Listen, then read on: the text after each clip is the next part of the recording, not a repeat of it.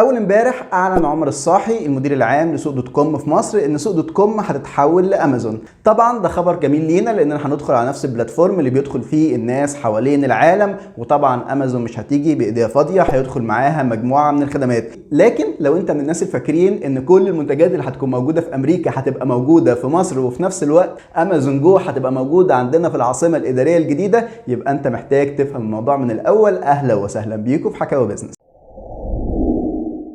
جيف بيزوس لما عمل امازون كان بيفكر في حاجه واحده بس، ان هو يتوسع باي طريقه ممكنه. بدايه من ان هو كان شغال بيبيع كتب، بعد كده اسطوانات، وبيبيع ميوزك، وبعد كده بقى بيبيع كل حاجه موجوده على الويب سايت بتاع امازون. لكن بعد فتره ما بقاش في حاجه تانية يبيعها، فقعدوا يفكروا طب نبيع ايه تاني. فلقوا ان هم عندهم سيرفرات مساحتها كبيره جدا ما بيستخدمهاش غير في وقت العروض بس، فقالوا طب ما احنا نأجر السيرفرات دي. فسنه 2002 اطلقوا الخدمه السحابيه بتاعتهم اللي اسمها AWS.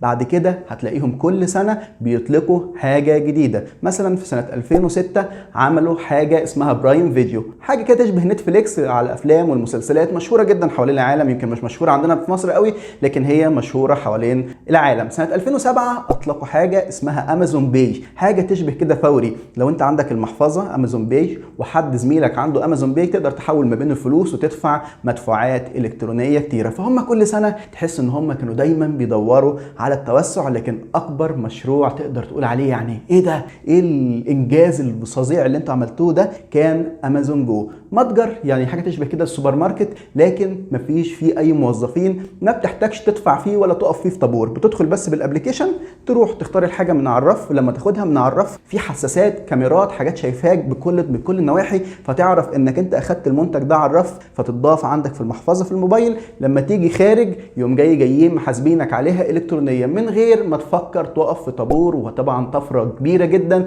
وفيها حاجات ذكيه جدا. يعني انت لو اخدت الحاجه من على الرف ورجعتها تاني، الحساس يعرف ان انت رجعتها تاني فيخصمها من المحفظه بتاعتك. فقصه كده في غايه الروعه. امازون جو تعتبر من افضل الحاجات اللي موجوده عند امازون، لكن للاسف هي موجوده في 29 مكان، موجوده بس في امريكا وفي بريطانيا بس، فلسه ما انتشرتش حوالين العالم. من ضمن التوسع اللي عملته امازون ان هي ابتدت تشتري شركات كتيره حوالين العالم، يهمنا منها شركه سوق دوت كوم اللي كانت موجوده في 3 بلدان بشكل كبير. كانت موجوده في الامارات، في السعوديه، وفي مصر. لما هي استحوذت عليها سنه 2017 بحوالي $1 مليار، ابتدت تغير الاسامي من سوق دوت كوم، تغيرهم لامازون. ده حصل الاول في الامارات، وبعد كده في السعوديه، ودلوقتي جه الدور على مصر. وهم كانوا حريصين جدا، فقالوا الاول نجرب في الامارات نشوف الموضوع ماشي بشكل كويس ولا لا. سنه 2019 حصلت في الامارات، سنه 2020 في السعوديه، وجه الدور على مصر سنه 2021. لما سوق دوت كوم هتحول لامازون، كتير من الخدمات اللي احنا قلنا عليها هتبقى موجوده في مصر بشكل اكبر. بدايه من البرايم فيديو اللي اعلنت اورانج ان هي هتوفرها للناس اللي شغالين معاها 6 شهور مجانا. فاول خدمه هتدخل مع امازون